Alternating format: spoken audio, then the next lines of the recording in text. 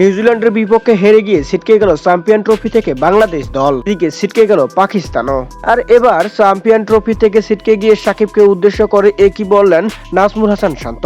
দর্শক, বিস্তারিত থাকছে ভিডিওর বাকি অংশে। চ্যাম্পিয়ন ট্রফিতে বাংলাদেশের প্রথম ম্যাচটি হয়েছিল ভারতের সাথে, যেখানেও বাংলাদেশ হেরে যায়। আজ নিউজিল্যান্ডের বিপক্ষেও হেরে গেল বাংলাদেশ। এখানে বোলিং ও ব্যাটিং পারফরমেন্স দুটাই খারাপ হয়েছে বলে তিনি মন্তব্য করেন।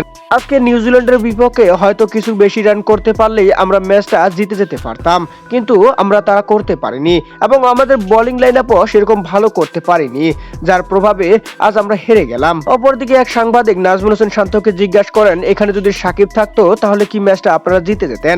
তখন নাজমুল হোসেন শান্ত বলেন, না, সেরকমটা কিছু না, তবে আমরা ভালো কিছু করতে পারতাম।